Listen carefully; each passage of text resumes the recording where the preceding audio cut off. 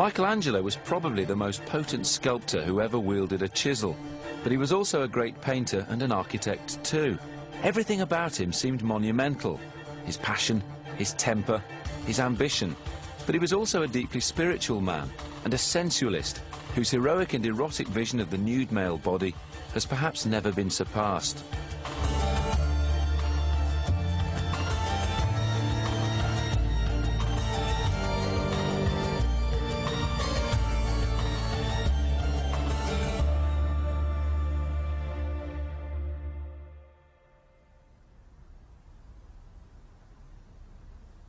Michelangelo Buonarroti Simoni was born on March the 6th, 1475, in the small town of Caprese, 50 miles southeast of Florence. He later claimed his family was of very noble descent, but in fact his father was a regional administrator, a member of the Florentine middle class.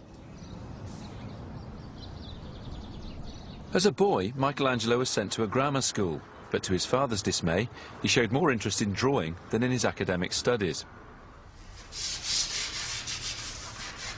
But Michelangelo already had an obstinate streak, and at 13, he was allowed to begin his training in the workshop of a respected painter.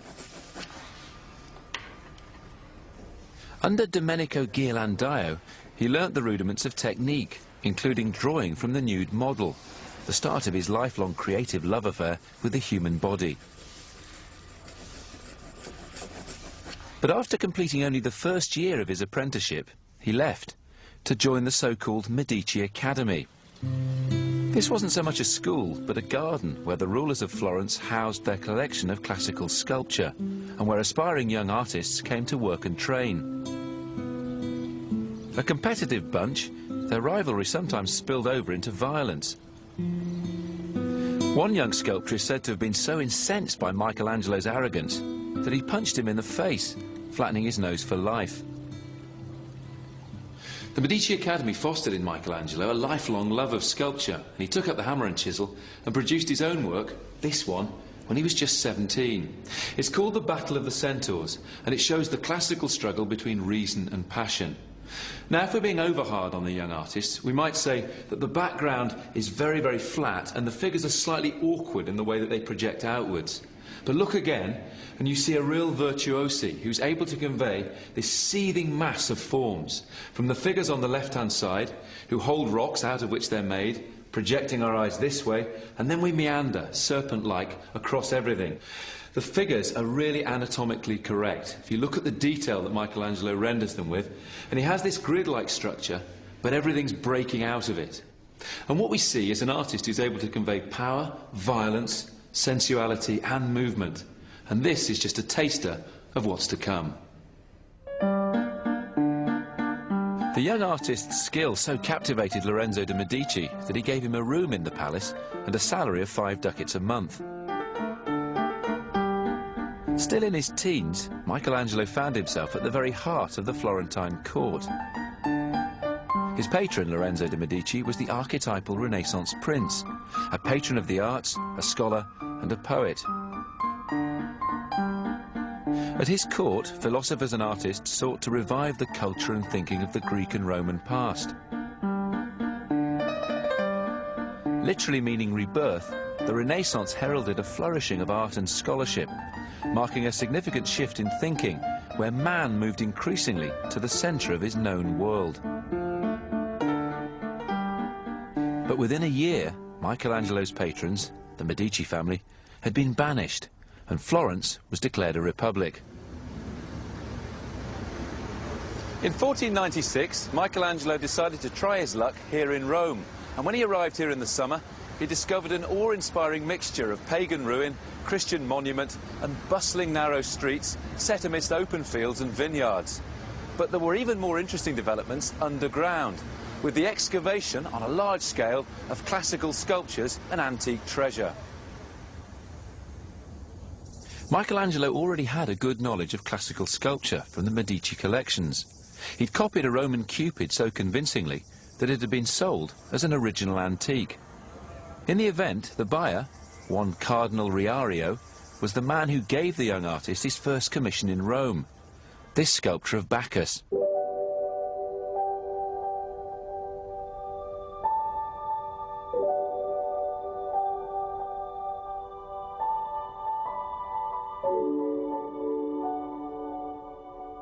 It's a garden statue, modelled on the antique, but modern in its approach. Rather than suggesting poise and balance, central to the classical tradition, the figure is almost staggering, like a real drunk. The body is fleshy, sensual, and was considered rather unwholesome. For these reasons, this startlingly original work was rejected as improper by the cardinal. But for Michelangelo, it was the beginning of a radical new approach to the treatment of the human form. Michelangelo didn't feel comfortable in Rome. Corruption, violence and intrigue permeated every aspect of Roman society, thanks to the Pope and his family, the ruthless Borgias.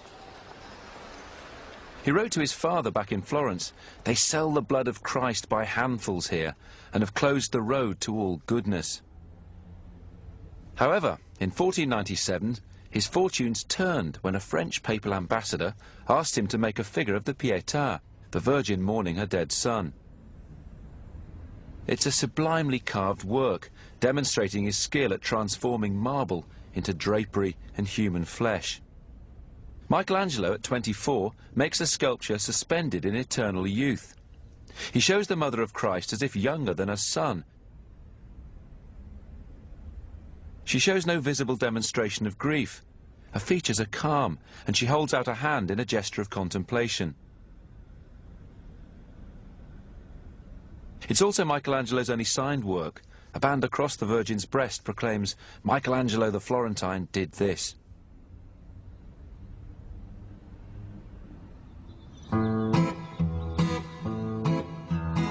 He returned to the family home just after his 26th birthday in 1504, tempted back to Florence by the possibility of a prestigious project which would establish his reputation as the greatest sculptor of the Italian Renaissance. The city was recovering from a turbulent period and was keen to enhance its status as an independent republic, particularly with highly charged and symbolic works of art. There was a big block of marble that had been worked on by a number of sculptors that was lying in the workshops by the cathedral here in Florence. And Michelangelo took up the challenge of working on this stone, and he chose the subject of David and said in his notebook, just as David overcame his Goliath with a sling, so Michelangelo will wrestle or overcome his giant in marble with his hammer and his chisel. And in fact what he does is he produces an image of the biblical giant slayer who becomes a giant himself. It was nicknamed Il Gigante. It's over 4 meters tall. And what we see is an image of a young adolescent. He's languid in pose. There's something almost, if not quite, limp-wristed about him. And yet he's coiled and ready for action. And there's a steely resolve in the expression on his face. It's an heroic celebration of the human form. And in many ways, David perfectly encapsulates the spirit of the Renaissance. A fusion of classical ideals and the values of Christianity.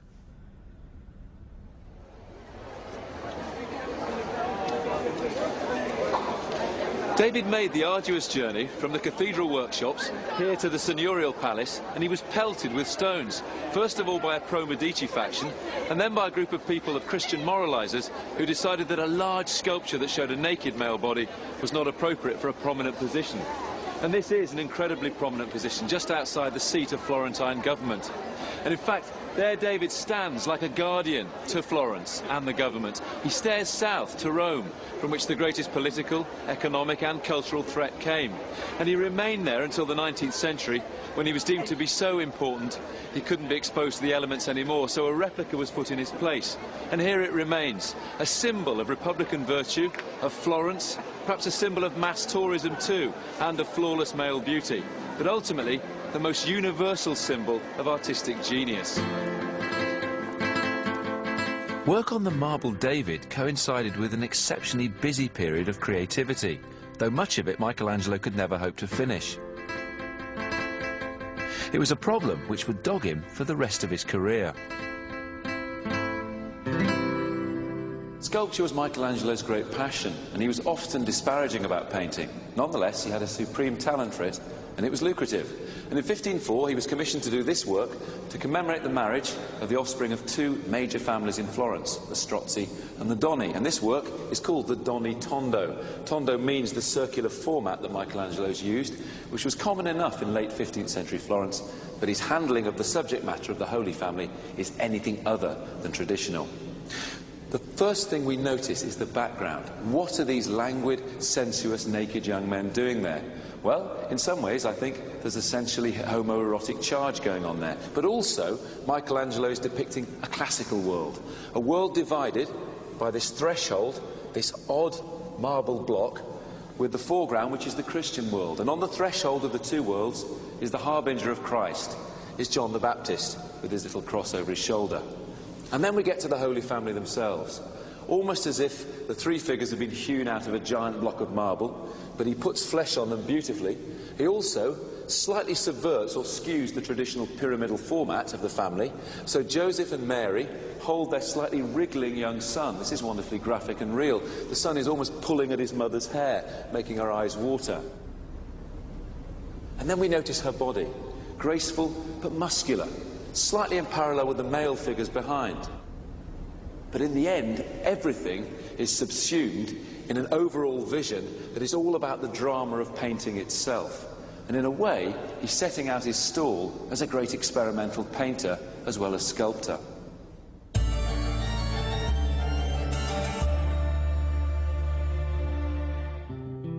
Michelangelo's skills were put to the test in 1505 when he found himself in direct competition with the leading painter of the day, Leonardo da Vinci. Both artists were commissioned by the Florentine government to design fresco paintings for its state hall in the Palazzo della Signoria. Michelangelo's Colossus David already stood guard outside this venerable seat of power. The murals were supposed to celebrate Florence's victories over her rivals, Pisa and Milan. In the Battle of Cassina, Michelangelo shows his deep knowledge of the male anatomy. It's a scene where bathing soldiers are caught unawares by the enemy and hurriedly dressed for battle. Neither Leonardo nor Michelangelo got round to finishing the murals, but they did complete enormous preparatory drawings, which were displayed. These functioned for years afterwards as a kind of laboratory, where aspiring artists like the young Raphael, or a little later Rubens, came to study. Michelangelo was once again summoned to Rome by another even bigger commission. The new Pope, Julius II, wanted him to build his tomb. It was a hugely ambitious project, which would consume the sculptor for the next 4 decades. The initial design involved carving over 40 freestanding statues on a monumental marble structure. Fired up with enthusiasm, Michelangelo set off to the mountains to select his stone.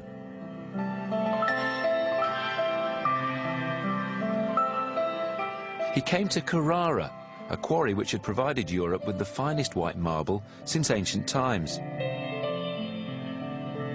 We know from records that Michelangelo was very particular, quickly rejecting numerous blocks with flaws. He spent 8 months in Carrara, and it's not hard to imagine him here, visualizing sculptures waiting to be released from these rocks, and dreaming of carving gigantic statues out of the whole mountain. In the winter of 1506, Michelangelo came back to Rome, refreshed from Carrara and raring to get going on Julius II's tomb. But in one of those legendary huffs in art history, he was barred access from the papacy, with the Vatican gates being closed on him for a week, and he in turn went off to Florence in a sulk. Letters were exchanged, and eventually, when he returned to the city, it wasn't the commission to carve the tomb that he was given. This time, it was to paint the ceiling of a certain chapel in the Vatican called the Sistine.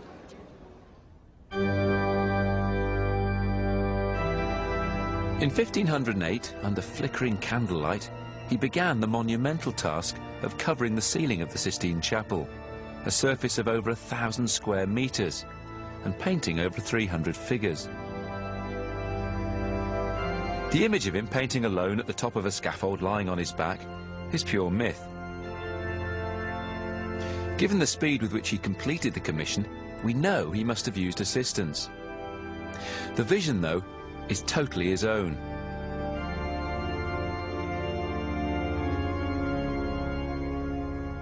Michelangelo painted 9 scenes from the book of Genesis, beginning with the creation up to the time of Noah. God is presented in the guise of a muscular Greek hero, a classical sculpture brought to life, who in turn brings life to the universe. On each corner of the main scenes he painted, there are small pedestals on which sits a single nude male figure. These creations were completely innovative, total products of the artist's imagination. When the Sistine Chapel was opened 4 years later, the Roman crowds flocked to see it. The ceiling was unlike anything that had been done before. The naturalness with which Michelangelo represented the human figures, his brilliant use of perspective, which pulls the viewer upwards, the sensual power of the naked bodies, and the joyous, daring, iridescent colours, all of which heralded a new type of heroic painting in Western art. A year after the chapel was opened, Pope Julius II died, but Michelangelo persevered with his plans for the papal tomb. A new scheme was devised for a cut-down version. Michelangelo worked on several figures for the tomb, the most remarkable of which are these 2, now displayed in the Louvre in Paris. The slaves or captives were symbols of the liberal arts imprisoned after the death of Julius II. The idea was that once he'd gone, the arts would suffer. But there's so much more to these sculptures than the symbolism of mere flattery. This particular work, The Dying Slave, is riddled with a wonderful sense of ambiguity that gives the sculpture its energy.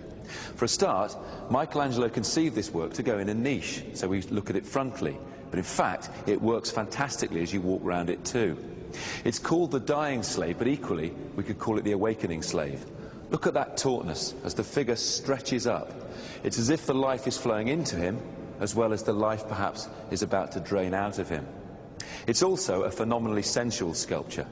The look on the face is one of ecstasy, religious ecstasy for respectability, but of course at the same time sexual ecstasy. And this, it seems to me, is Michelangelo's greatest sculptural celebration of male sexuality. This is a much more erotic or homoerotic image than even David. There's something else though too, which I think is focused when you look at this rough area at the bottom, that in fact is an ape hewn out of stone very coarsely. You see its face, and there's a kind of joke going on here. On one level, this is perhaps Beauty and the Beast. On another level, it's the idea of sculpture trying to ape or copy nature.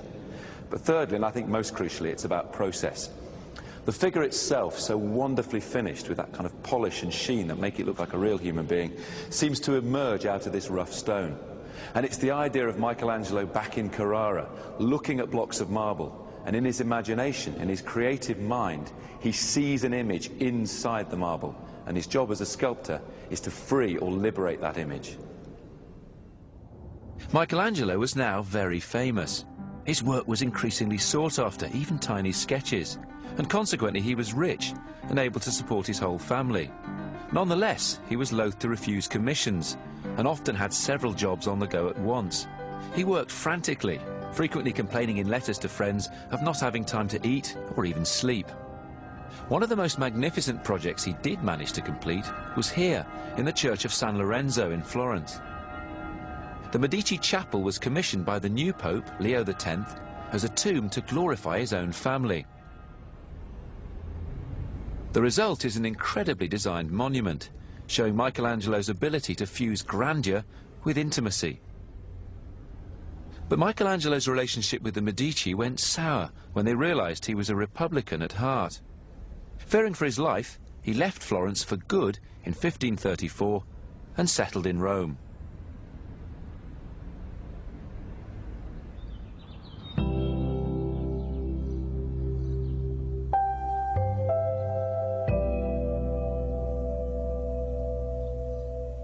It was during this time that he wrote letters and poems to the talented young aristocrat Tommaso de Cavalieri, with whom it's thought he may have been in love.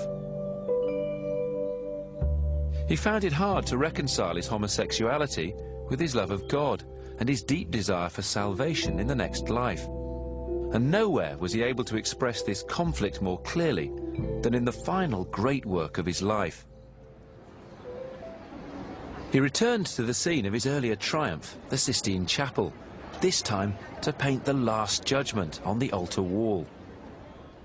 Michelangelo laboured relentlessly on the fresco from 1536 to 1541, surviving a nasty fall from the scaffold and with his eyesight failing.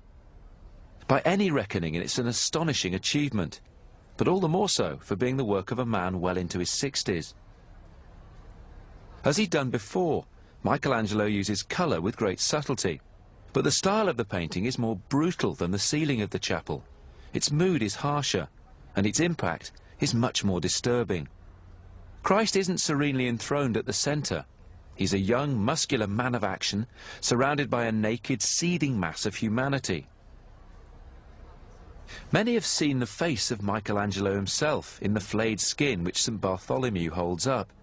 And whilst there's no direct evidence to support this, the image is strongly in keeping with the artist's growing and recorded terror of the sins of the flesh, as well as his quest for salvation. For the last 20 years of his life, Michelangelo began to concentrate mainly on architectural projects, developing the ideas he'd begun to explore in the Church of San Lorenzo in Florence, and exploring the relationship between architecture, sculpture and the human body. The elements that make up the framework of a building, he wrote, are akin to the limbs of a human body. And appropriately enough, for a man so interested in monumental human figures, in 1547 he was made chief architect of the biggest church in Christendom, and for the remaining 2 decades of his life devoted his work to building the dome that still dominates the skyline of Rome. Interestingly enough, he accepted no payment for his work on the Mother Church. Instead, he saw it as a gift to God and to his church at the end of his life. Although revered for most of his career, in his 70s, Michelangelo began to feel the sharp edge of the critic's tongue. He was accused by some of being a bad colourist. It was hinted that his morality was dubious. His naked saints from the Last Judgment were subjected to censorship. An artist nicknamed the Breeches Maker was instructed to paint over the genitalia of the nude figures with loincloths. Michelangelo grew increasingly pious. Old age had tempered his fascination with the nude figure, and his later works show that he was aiming for something more spiritual than earthly beauty.